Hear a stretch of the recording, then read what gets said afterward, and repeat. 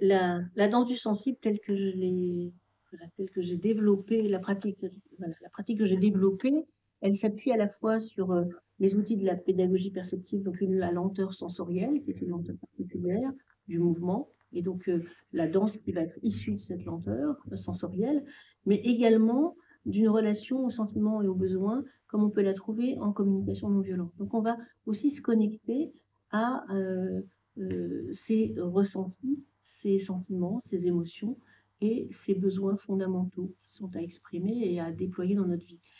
Et la danse, elle va avoir une dimension, comment dire, elle va aider à être mieux avec ses émotions à partir du moment où la lenteur déjà nous met en lien avec nous, mais où on va pouvoir identifier ce que l'on ressent dans la pratique, et puis où on va ensuite pouvoir laisser danser, que le mouvement interne vienne faire danser nos ressentis, et donc les transformer, et viennent faire danser nos besoins pour que le corps s'ouvre à d'autres dimensions de notre existence et pour pouvoir simplement mieux nourrir nos besoins.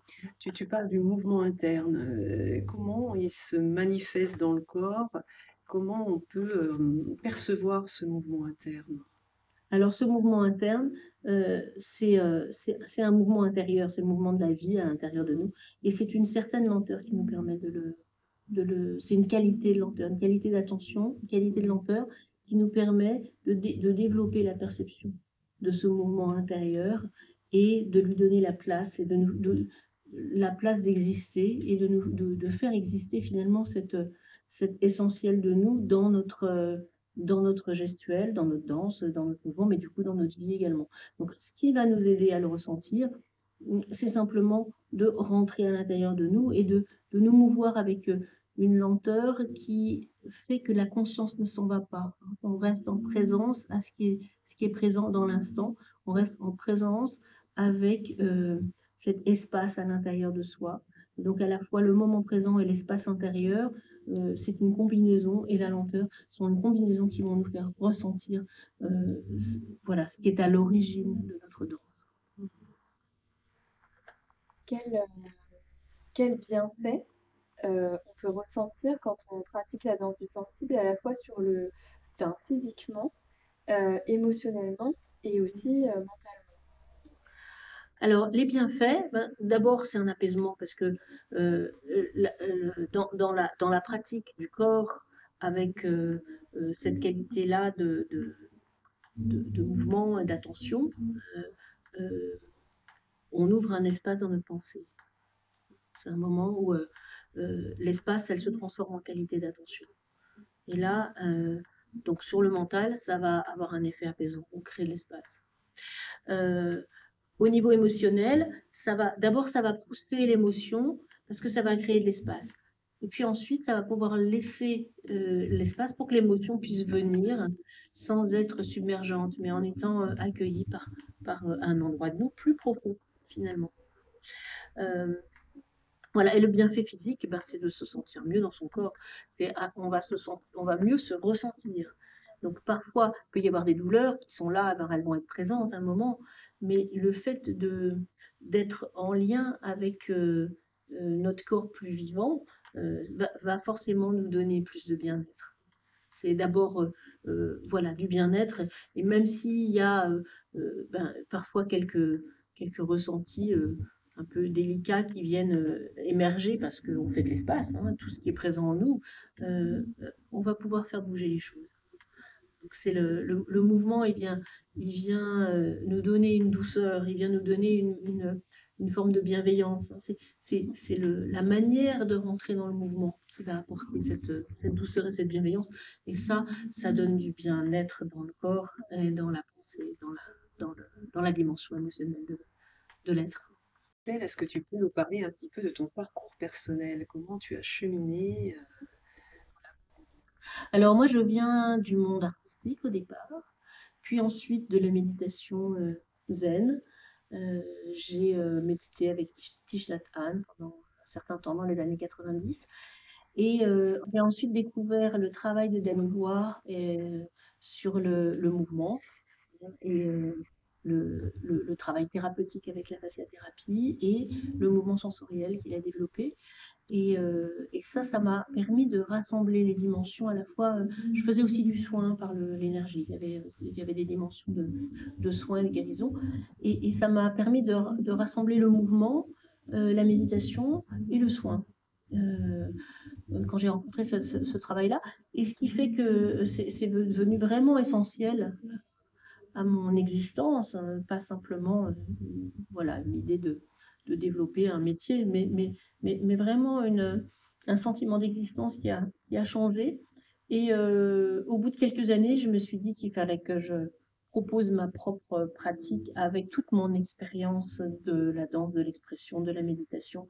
Et là, j'ai créé la danse du sensible. Donc, voilà, au début des années 2000, ça a pris un nom un peu différent. C'était d'abord de la danse et thérapie du mouvement, puis ensuite c'est devenu la danse du sensible.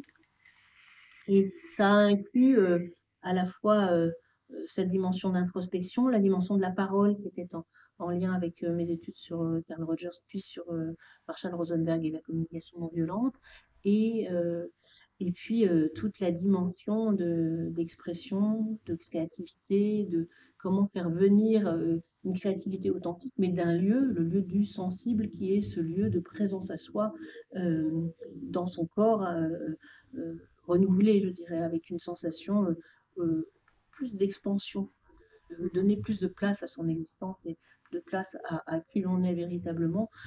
Donc ça, c'est né finalement de ces jonctions entre ces différentes parts de moi et ces différentes études que j'avais pu faire et qui m'avaient, ou métiers, voilà, et qui font qu'à un moment donné, c'est devenu une nécessité d'en faire une pratique à partager. Aussi d'expression de soi dans la danse du sensible. Oui, tout à fait. D'expression vers l'extérieur qui nourrit aussi l'être qu'on est à l'intérieur. Oui, il y a la dimension d'expression et il y a plusieurs étapes. Il y a aussi la dimension d'expression et d'être reconnu dans son expression. Donc c'est créer un espace bienveillant où l'on va pouvoir s'exprimer en toute sécurité et pouvoir, dans le regard actif bienveillant, être nourri aussi et être peut-être validé, confirmé dans qui l'on est. C'est une dimension importante. Donc il y a une dimension aussi thérapeutique. Enfin, oui, d'une certaine manière, il y a une dimension tout à fait thérapeutique. Après, dans le mouvement sensoriel, on soigne des endroits qui peuvent être en souffrance, mais la danse du sensible va avoir cette dimension-là, voilà, du soin que le mouvement peut apporter, mais de aussi la connaissance de soi qui vient soigner des endroits émotionnels et des endroits qui peuvent être souffrants, ou qui va venir révéler parfois des mémoires que l'on va simplement du coup écouter et qui vont pouvoir se diluer par l'écoute. Et voilà, et cette dimension de oser créer et oser partager sa créativité vient aussi nourrir un besoin qui est totalement fondamental chez tous les êtres humains, qui est ce besoin de reconnaissance. Claire, comment est structurée une séance? Quel type d'exercice ou de pratique tu proposes pendant ces séances de méditation en mouvement, de danse méditative? Alors, disons qu'une séance, si on prend une séance type de 2 heures ou un atelier, on va dire, un atelier, on va avoir d'abord une pratique assise qui permet de contacter l'intériorité de façon profonde, c'est-à-dire vraiment toucher l'essence du mouvement à l'intérieur de soi. Ça, c'est donc mouvement dans la lenteur, écoute du silence, écoute de la présence, et puis écoute de comment on se ressent. C'est-à-dire apprendre aussi à être dans une écoute plus fine du ressenti, parce que c'est le corps qui est en jeu. Donc pratique assise, et puis ensuite on va faire des explorations sensibles. Et les explorations sensibles, pour moi, c'est une pratique au sol qui vient nourrir le besoin de sécurité, qui vient nourrir le besoin de liberté aussi, et qui vient permettre d'explorer toutes les orientations que le corps peut prendre. Une pratique guidée toujours vers cette conscience gestuelle, cette pleine présence dans le geste. Mais qui va prendre, voilà, avec plusieurs étapes, qui nous permet d'explorer la sécurité et la liberté que peut nous offrir la pratique au sol. Et puis, voilà, et ça va bien évidemment vers de la danse, hein. Et puis en troisième étape, on aura un temps un temps de pratique debout, donc avec, en alternant des mouvements guidés, de la danse codifiée et de la danse libre, de la danse sensorielle libre, parfois avec une thématique qui va être... Donc la thématique de base, c'est la connexion avec soi, bien évidemment, c'est la dimension de l'intériorité et comment être au plus près de qui l'on est dans son, dans son écoute et dans son expression. Mais après, on peut tout à fait varier les thématiques de l'atelier et aller vers la liberté ou plus vers la bienveillance ou plus vers le lien. Donc voilà, et donc dans cette pratique, en général, quand on est dans la troisième partie de l'atelier, parfois dans la première également, on va avoir des pratiques relationnelles qui sont aussi comment j'écoute avec la conscience de la présence et, une, et cette présence qui fait que finalement on va s'écouter véritablement dans notre danse. Donc là, il peut y avoir des dialogues gestuels, du miroir de la danse ensemble, un certain nombre de pratiques qui sont à développer. Donc voilà, ça c'est une séance type. Là-dedans, on peut avoir des temps de méditation, d'intégration, vraiment de temps de silence, où on peut démarrer avec ce temps de silence, certains moments de silence gestuel qui nous permet d'aussi contacter cette danse intérieure, même quand on ne bouge pas. C'est aussi possible d'avoir cette perception. Parce que dans la danse, c'est vrai que tu parles du coup de la lenteur sensorielle, Oui. mais est-ce qu'il peut y avoir différentes variations de rythme dans cette lenteur? Parce que, voilà. Alors, oui, tout à fait. C'est-à-dire que la lenteur, quand je parle de la lenteur sensorielle, c'est la base, parce que c'est ce qui nous permet de nous connecter. Maintenant, dans l'expression, on va avoir un panel comment dire, de vitesse. Il y a la lenteur fluide, qui va être aussi un moment soit de dilution, de libération, soit un moment d'apprentissage où on va utiliser la respiration. Donc ça, c'est un autre type de lenteur. Puis après, on a la vitesse fluide qui va aussi aller un petit peu plus loin dans la vitesse et qui crée des autorisations d'exploration. Mais néanmoins, ça, je veux dire, quand on fait un stage, on va aller peut-être plus explorer. Quand on reste dans un atelier, la lenteur, on a besoin de la connecter d'abord pour pouvoir toucher l'essence de ce qu'est la danse du sensible, même si après, bien évidemment, dans les expressions, même le rythme, on a des moments rythmiques, des actions, c'est la présence qui sera importante. C'est ce qu'on va avoir gagné de lien avec soi, de connaissance de soi, de connexion avec sa dimension émotionnelle, avec les états qu'on veut partager. Tout ça ce sera au service de l'expression et donc après, bien évidemment, toutes les actions expressives sont bienvenues. Et aussi, là, je t'écoute parler et tu parles de respiration. Oui. Et c'est vrai qu'on a beaucoup de cette respiration dans toutes les pratiques de bien-être.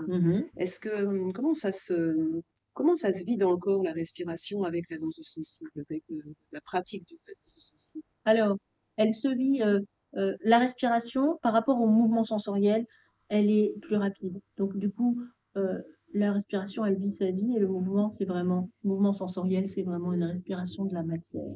De la matière. Donc c'est quelque chose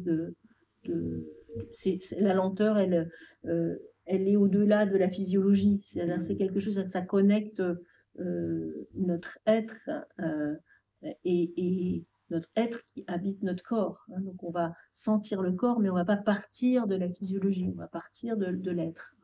Comme un souffle? Comme un souffle, mais un souffle de la matière. Un souffle de la matière.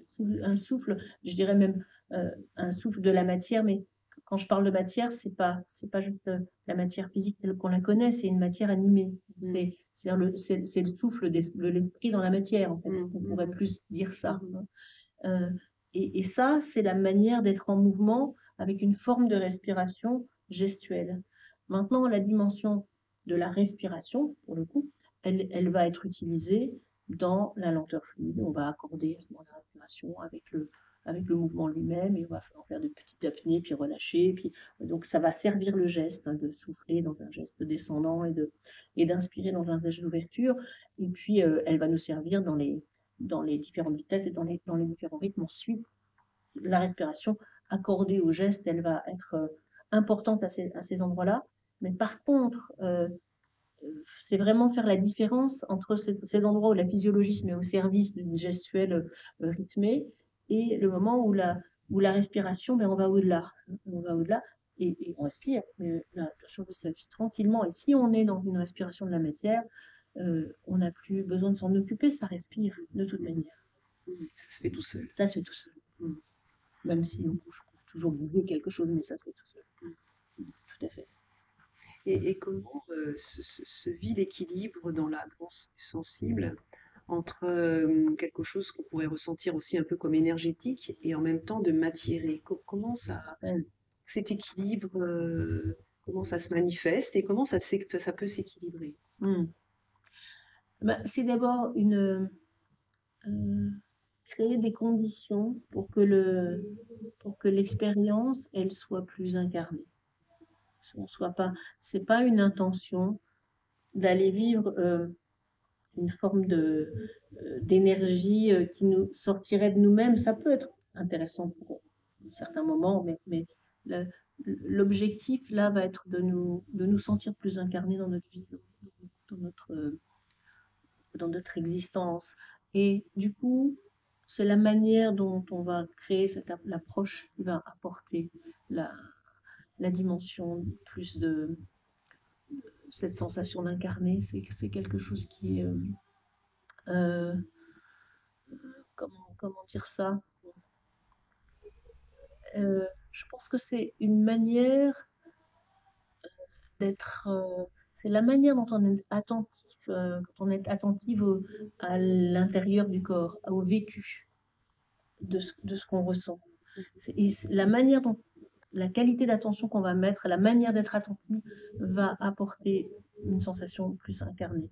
L'énergétique, ça nous fait bouger, mais ça ne nous fait pas forcément rester en lien avec l'expérience. Je crois qu'il y a une notion de présence à l'expérience.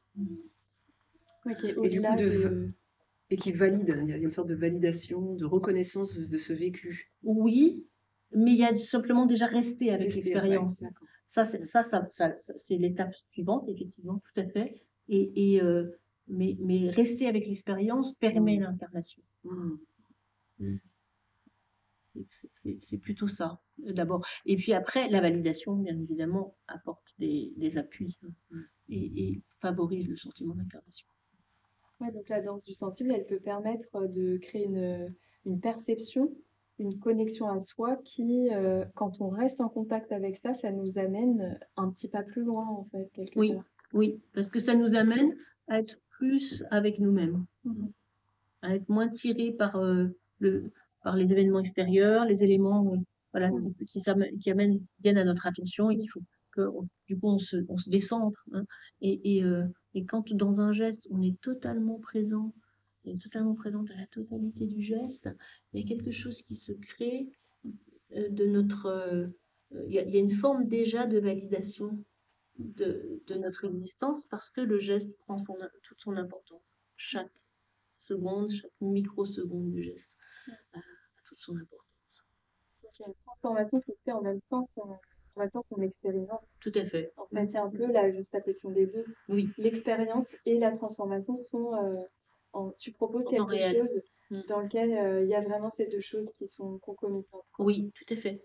Et après, et elles sont déjà là dans l'expérience, et après la validation de ce qu'on en retire permet de faire un pas supplémentaire. Et toi, tu nous aides aussi avec la parole à faire ce pas supplémentaire. Exactement. Et le groupe aide aussi à ça. Tout à fait. Parce que si on n'a pas conscience de ça, on peut le vivre et en même temps ne pas en tirer profit, quelque part. Tirer un sens. C'est le sens de l'expérience. Tirer le sens de l'expérience, c'est fondamental pour pouvoir valider l'incarnation de notre expérience. Donc Claire, puisque ça touche très largement, dans cette pratique, les participants peuvent sans doute rencontrer des difficultés, des confrontations, des résistances. Est-ce que tu pourrais nous en nommer quelques-unes et puis nous dire comment les surmonter? Alors, évidemment, quand on touche au mouvement, on peut rencontrer des mémoires d'émotions. Donc, corps. Donc ils vont, parce que si on n'est pas très en lien avec soi, ben, quand on se met en lien avec soi, ce qui est présent à l'intérieur, ben, ça devient visible, hein.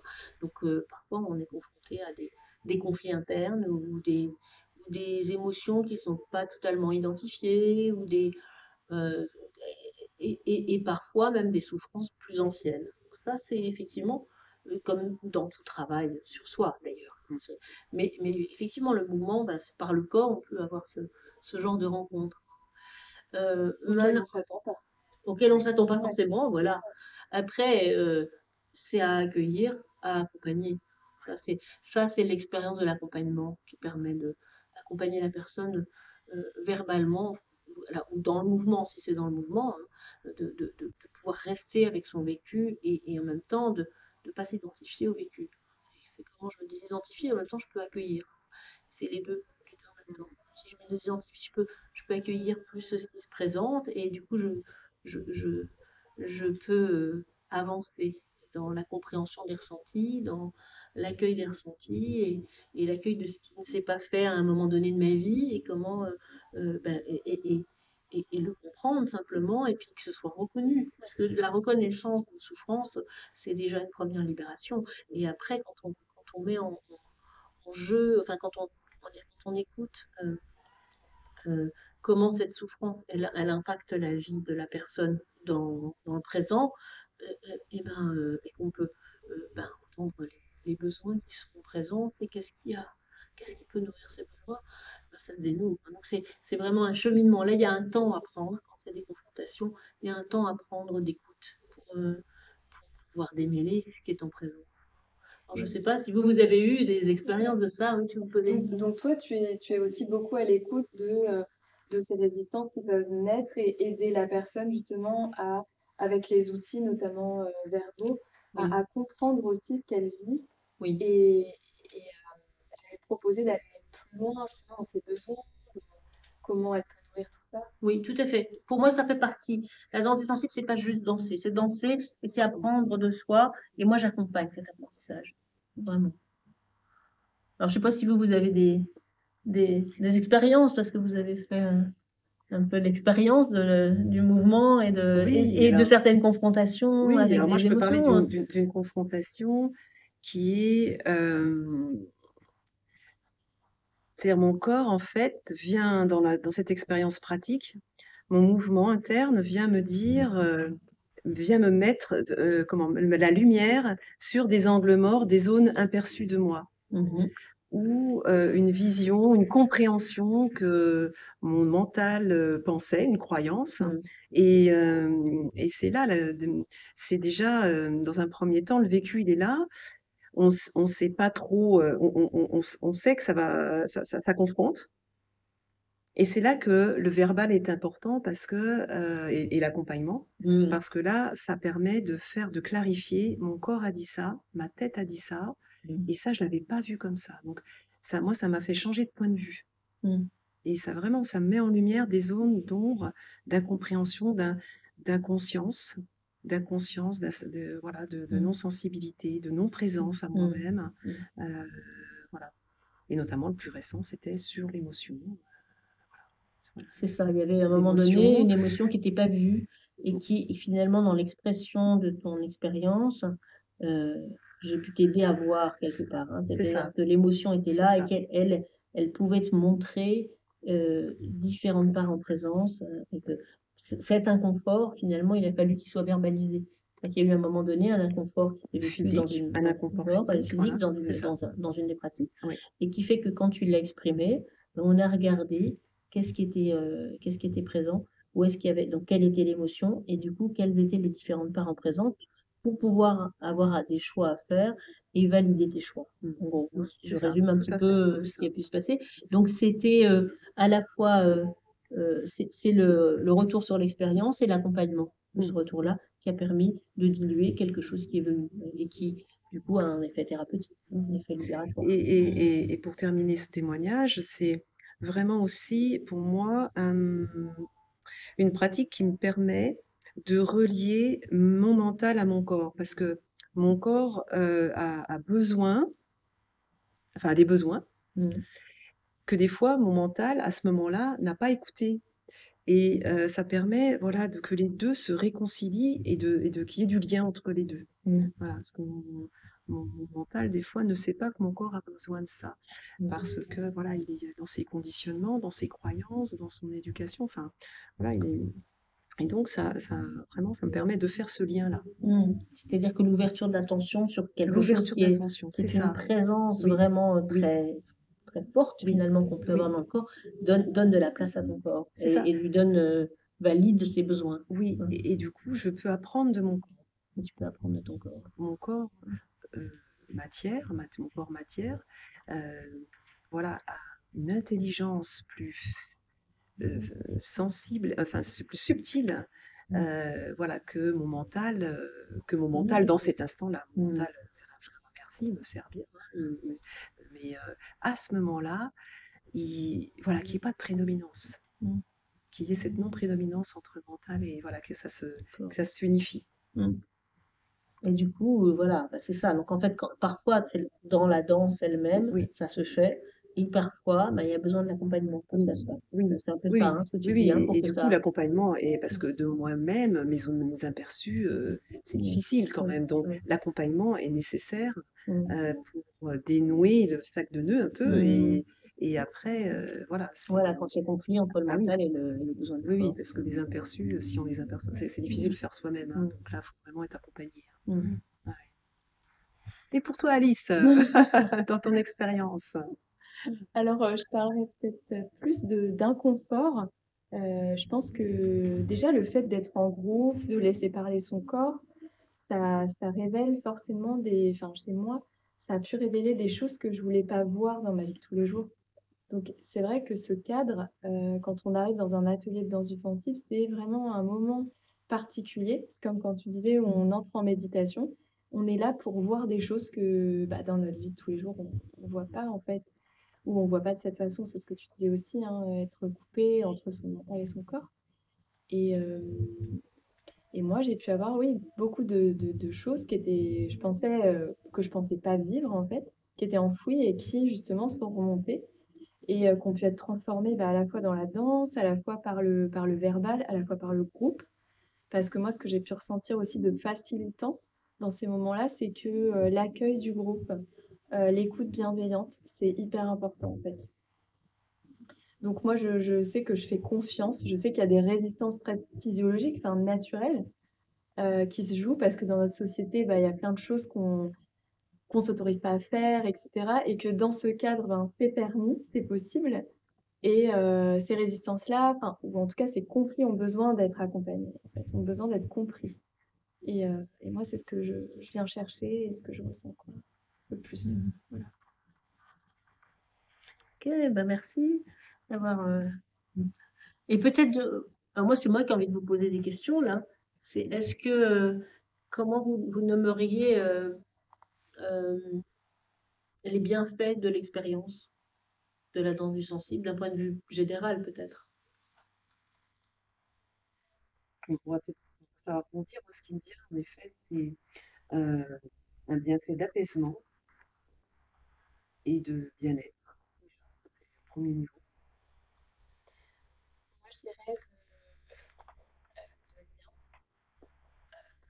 d'entrer en lien avec les gens d'une façon différente.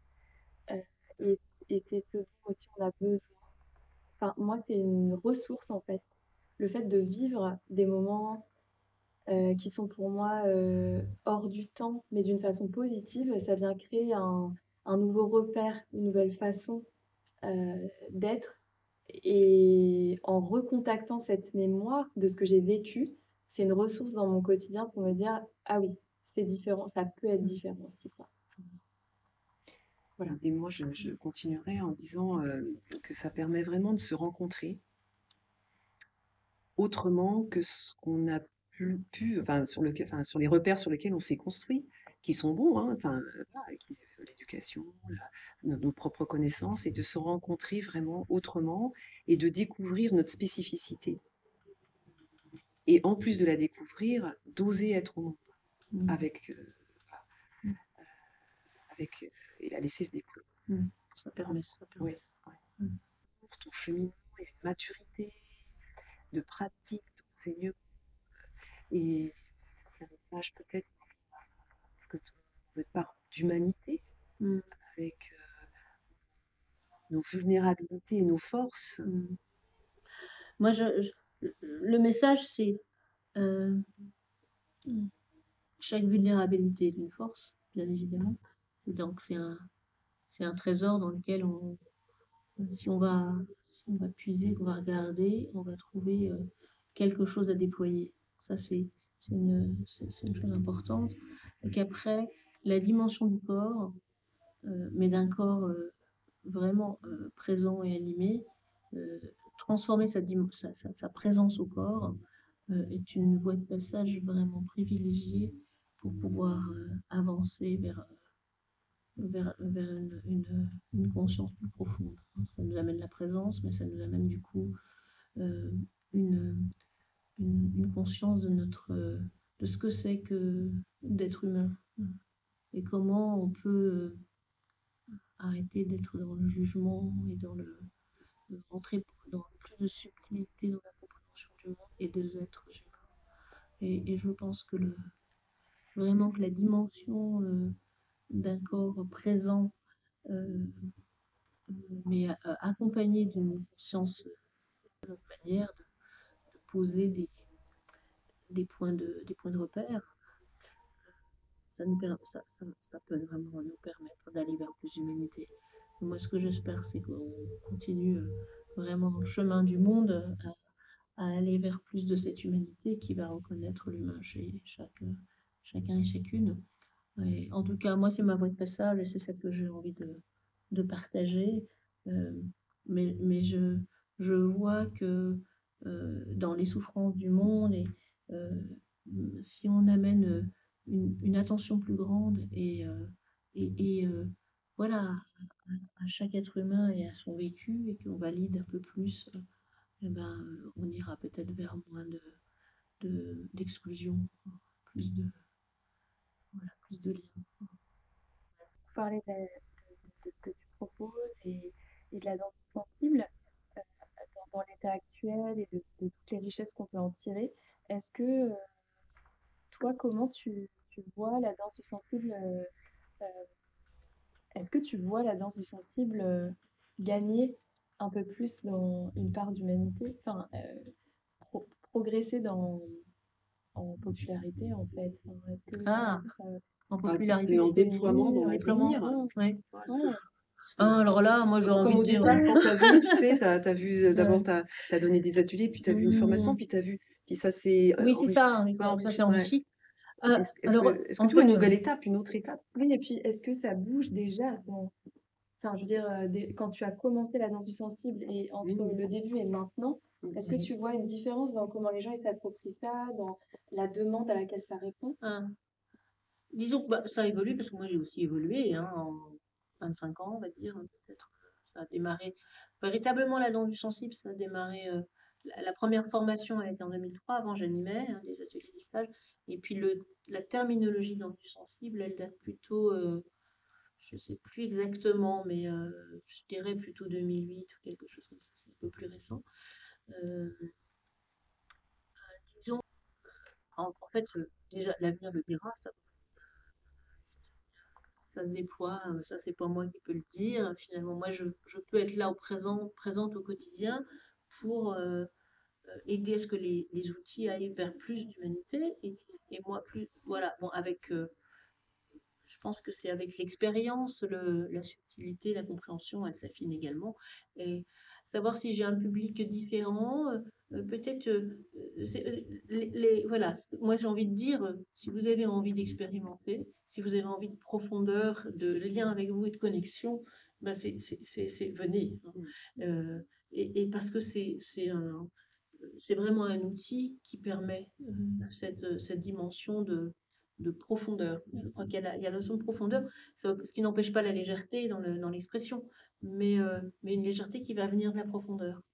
Et donc, l'évolution, après, je ne sais pas vers quoi ça ira, peut-être, en tout cas, j'espère que ça pourra toucher, en tout cas, ce que moi je peux proposer. Hein, puis les personnes qui se sont formées, voilà, et donc cette proposition qu'elle puisse se diffuser, c'est en tout cas un souhait pour pouvoir aller vers cette humanité corporisée et incarnée et en même temps sensible euh, au quotidien et chez le plus d'êtres humains possible. Oui, et puis je pense aussi que dans les personnes que tu as formées avec la danse du sensible, il y a eu vraiment des changements dans les pratiques des personnes. Oui. Donc elles l'ont aussi, elles, diffusé, mis à disposition. C'est un outil supplémentaire, finalement, qui peut venir enrichir déjà une pratique. Oui, tout à fait. C'est-à-dire qu'après, il y a des personnes qui enseignent la danse du sensible, puis il y a des personnes qui ont intégré ça à leur vie et qui se sont transformées, et pour qui la vie est devenue bien plus confortable intérieurement parce que le lien à soi était plus tangible et qui du coup l'ont intégré dans leur manière d'être. Ça, c'est une pratique qui est plus, c'est une pratique adulte, une pratique que souvent qui se fait quand on est adulte. Donc, on peut être déjà dans le soin, dans l'accompagnement, dans l'art. Enfin, voilà, on peut être dans une pratique et là, on va développer la danse du sensible, vraiment sa pratique professionnelle. Mais après, on a beaucoup de gens pour qui c'est juste une ouverture intérieure et une nouvelle présence. Et ça, voilà, ça c'est effectivement, comme tu le dis, quelque chose qui est observable, quoi, tout simplement. J'espère que ça puisse toucher le plus de monde possible. Merci Claire, merci.